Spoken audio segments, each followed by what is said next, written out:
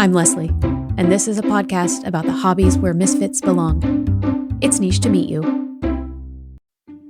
Warhammer 40,000 itself is a science fiction universe. It's meant to take place in the year 40,000 AD. It started off as just a tabletop game, but since expanded in terms of like lore and all these different forms of media that kind of give backing to the actual tabletop game. In December of 2022, Superman's Henry Cavill announced a partnership with Amazon to produce a film series called Warhammer 40,000. Now, it's likely you glazed over this information if you even came across it in the first place. It's not the sort of thing that gets attention, like when Amazon did the Lord of the Rings series, Rings of Power. But deep in the trenches of tabletop gaming, there was great rejoicing, for in the same game shops and hobby shops and homes that the famed Dungeons and Dragons is being played, there's another game that boasts an entire universe of characters and wars and worlds, and it's called Warhammer 40,000, and it's the perfect hobby. City with materials. It's a big old ship, right? And so a hive city is basically a big... This is my husband. His name is Mike. One city.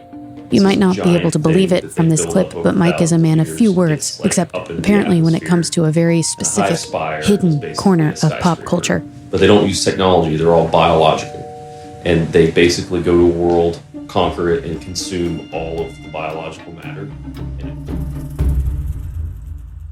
Now, Mike is a busy man, but he does find time to read and listen to audiobooks from the Warhammer 40,000 universe.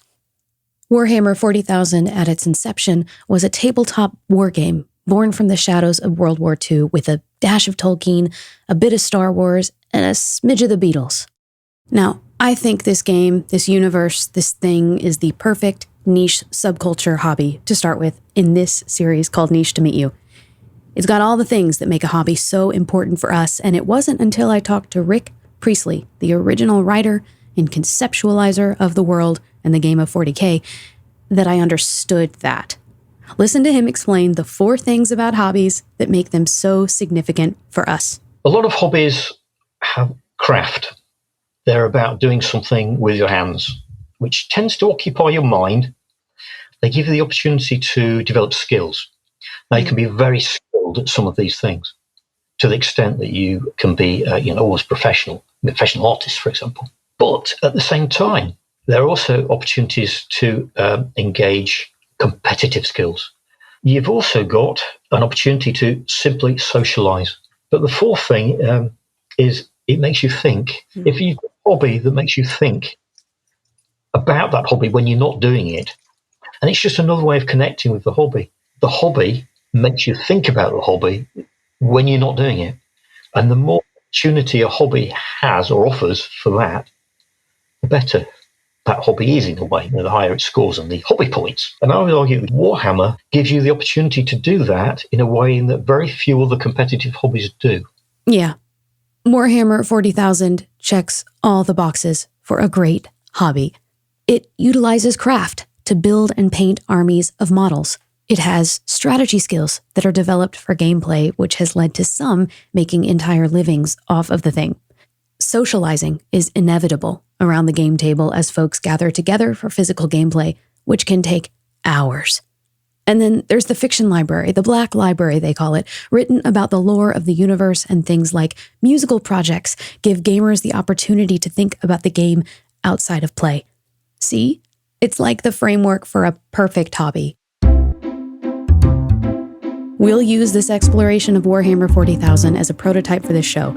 I want to first tell you what it's about, its origins, its history, then introduce you to the people who play it for fun, will actually play a game, and by then you'll probably be thinking, who the heck thought of all of this? To which I'll respond, why? Rick Priestley and Andy Chambers, of course. And let me introduce you to them. This is a story that has it all. Space Marines, evil AI, or is it? World War II, measuring tape, corrupted government, model painting competitions, but no hope. Definitely no hope. More on that later. It's niche to meet you, and this is Warhammer 40,000. As a fantasy tabletop war game, you have miniature armies made up of these individual models, and you have a tabletop terrain, which looks a little bit like a model railway terrain. It's got hills and woods. That's Rick Priestley talking about the earliest version of this Warhammer 40,000 universe. He's the guy who dreamed it to life in the 70s. The armies battle it out over this terrain for, really, usually just to see who destroys the other one. But Warhammer 40,000 is not just a tabletop wargame. It's become more than that. It's an entire media empire with books and music and video games. And there are so many different points of entry into the hobby. Some people play the tabletop games. Some people only paint the models. Some people only make the models with 3D printers, though this is very illegal. Some only read the books or play the video games. It's a labyrinth with many entrances, and all of it counts as being involved in the Warhammer hobby. So where did this all come from? What's the context? Well, to start, the Warhammer 40,000 universe was born out of the culture of a war-torn United Kingdom. We were writing at a time when we were coming out of 18 years with the Tory rule in Britain, and that had been grim. Believe you me, I grew up in it, and it was a whole succession of feeling like the state authority, like bearing down, taking things away, and that's reflected in the background for 40k of dystopian future states. And as Brits, we always kind of believe that the future state will become dystopian just by default. That's Andy Chambers. He took over for Rick Priestley as the head writer for the game in the early 90s and saw the game through a number of editions. Rick and Andy are of different generations. Andy growing up behind Rick and watching the older generation create the games he loved playing, grown out of their popular culture. Later in this series, we'll meet Rick and Andy in depth when they share how their own contexts and histories met the needs of a Britain-based gaming developer called Games Workshop. And the reason Games Workshop started was to sell Dungeons and Dragons in the UK. You've probably heard of, or at least reasonably familiar with the idea of Dungeons and Dragons. Oh, I have. It's impossible not to come across Dungeons and Dragons in researching a thing like Warhammer 40,000 because Dungeons and Dragons is the poster child for game shops everywhere. It's a little bit more mainstream. Introduced to the world in 1970, D&D was the first game of its type to marry role-playing with fantasy. One of the guys who owned this company is Gary Gygax. I think he was an academic who used the idea of role-playing with his students to teach them about, it might have been psychology or other people. Actually, he applied that idea to playing a game. So imagine you're a adventuring knight with a wizard and a party going into the mines of Moria, in Tolkien terms, and you find the tomb of Balin, and then you're attacked by goblins, and what do? And that game evolved from that context. And Warhammer owes its existence to D&D. Now, D&D and 40k are not at all the same, but they grew out of the same traditions and contexts.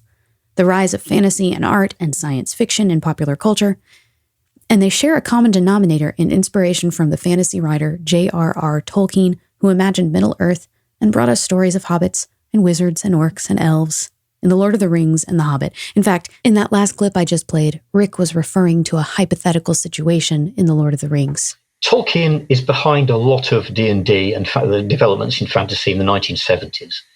Gary Gygax himself, the chap that invented D&D, or rather one of the people that invented D&D, but certainly the chap that became synonymous with it. He was a great Tolkien fan. But he also read a lot of contemporary fantasy, including Michael Moorcock and Fritz Leiber, and so on and so forth. There are half a dozen classic fantasy authors who contributed ideas into D&D. Not deliberately, their ideas are seen in D&D. The same people were, of course, read by me and my friends and the people that were writing and creating Warhammer. So D&D was developed in the US, and Games Workshop had the license to distribute it in the UK, but that time was limited. They had the license for D&D, but only had it for a certain time. So at that point, it was decided that they would branch out, and they started importing other games, which you might have heard of, like RuneQuest, for example, and Call. At the same time, we started to produce our own versions of those games, and Warhammer was sort of a version of that game. It was our take on D&D. But because we were a toy soldier company and we wanted to sell more toy soldiers, And because we enjoyed that kind of thing, we made Warhammer more of a battle game. It had role-playing elements to it, but it was more of a battle game. And Warhammer 40,000 kind of just picked up the baton and ran with it. And Warhammer 40,000 is informed by history and art and science, not only from Tolkien, but from the sci-fi media movement that took over Saturday morning cartoons and movie theaters. They were combining science and art in new ways. Like, for example, Star Wars. Science fiction films prior to that tended to be, again, very staid, like 2001, and serious, sensible. Apart from your kind of Saturday morning Buck Rogers shows and things like that, which were a lot more bouncy and fun, which is what George Lucas was trying to recapture when he made Star Wars. Yeah, quite the impact for its time, because it showed that science fiction could be fun and exciting and have space fighter combat and things like that. And there's one more thing about Warhammer 40,000 that's worth mentioning here. The world is specifically written to be devoid of hope, kind of. In fact, here's its slogan. In the grim darkness of the far future, there is only war. Yeah. That's Robert. We're going to meet him in the next episode. Only war, forever and ever. The hallmark of the 40K universe is that it's a universe without hope. There is no hope. It's very bleak. It's dark. There's nothing except war. That's kind of the only thing that exists. This is Marcus. He played when he was a teenager and has recently picked it up again. Like, how do you manage telling this giant thing where you are basically saying there is no such thing as hope? From humanity's standpoint, the closest thing you have to that is loyalty to the Emperor. Like, that's it. I ask the creators about this, and in future episodes, we'll explore how the ideas of hope and meaning find themselves in the midst of a universe written to be completely devoid of them. It's one more flavor of hobby imagined during a time of societal hopelessness and despair. It was a reflection of the context and culture of the time of its inception. Okay, so that's where it came from. But how do you, do it? Well, let's talk about that after the break. Can I level with you for a second? A lot of shows at this point will tell you to subscribe, rate, and review, and I would love if you subscribed. Truly, I'd be honored. But to be honest, the other two don't help me that much. It has to do with charting and all sorts of things that frankly I'm just not eligible for. But you know what would really, really help? If you texted 2 friends right now to tell them about this show, that you've been enjoying it and you think they will too. It could literally be something as simple as, hey, I've been enjoying this show and I think you will too. And you know what I'll do? I'll even play you some music for 15 seconds while you do that, so you don't miss a thing. And if you're driving, please don't do this, but maybe wait until you're done. Okay, here's the music and we'll get right back to the episode.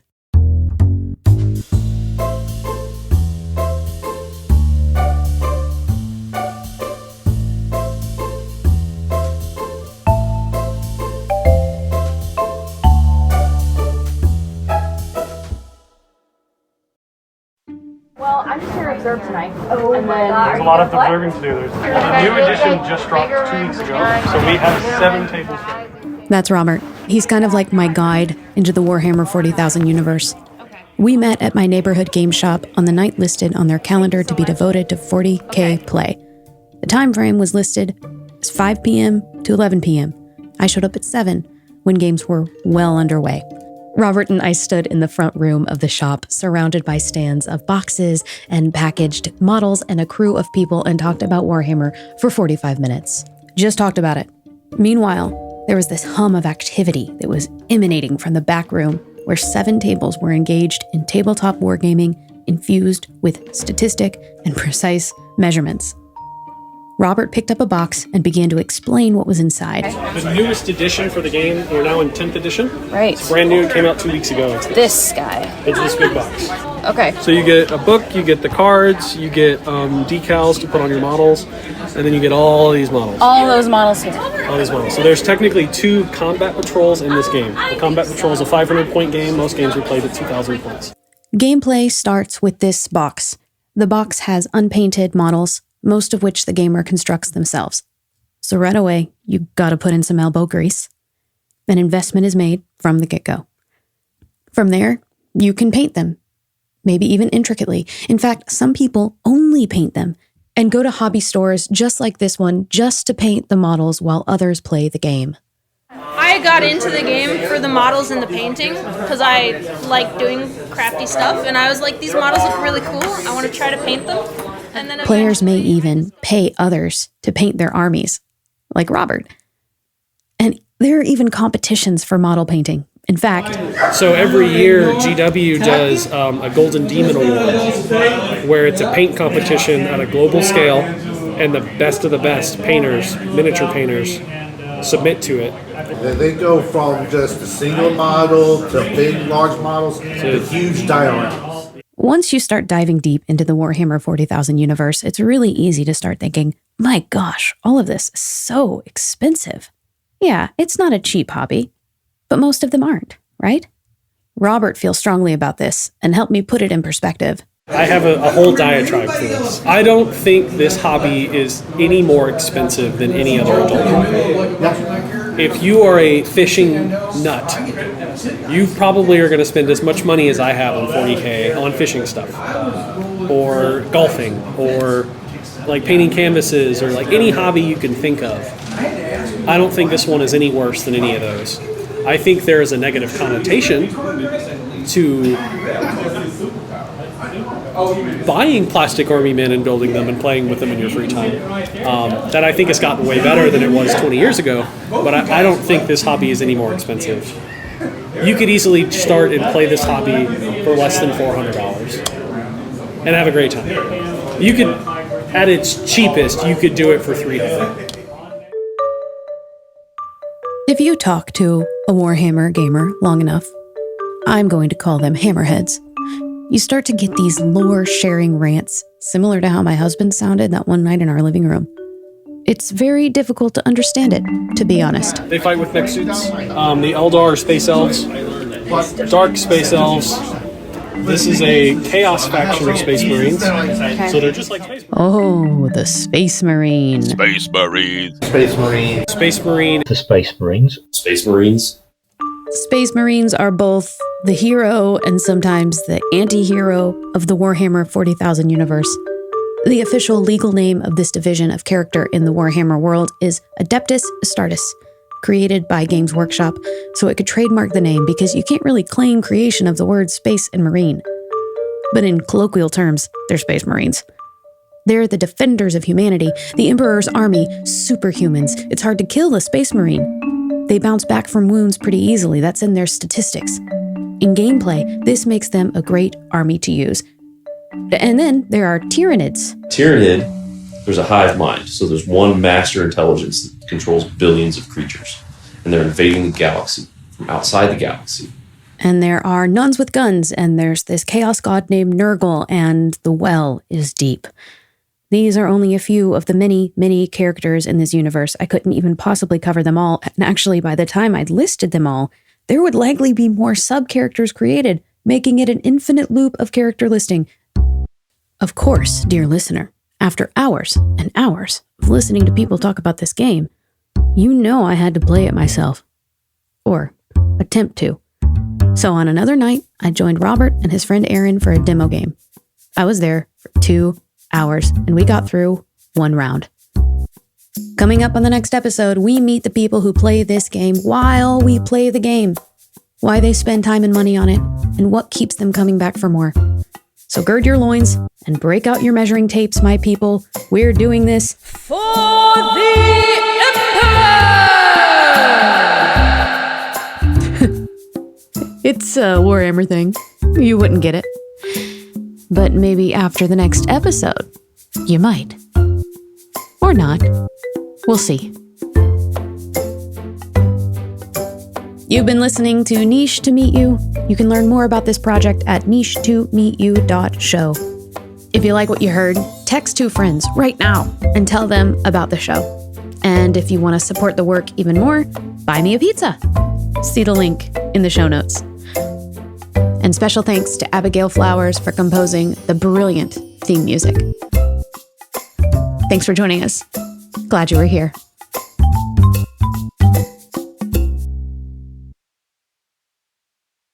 Hey, it's me again. Really quick, I wanted to offer an opportunity for you to give feedback on this show. If you're listening and you are into this hobby, it's a part of your life, I would love to hear from you. Did we get something wrong? Should we correct something? We are totally open to doing future episodes with corrections, but would love to hear from the people who actually play it. So if you go to niche2meetyou.show and scroll to the very bottom, there is a section where you can supply feedback for a particular episode or hobby, and we would absolutely love to hear it. Thanks for listening.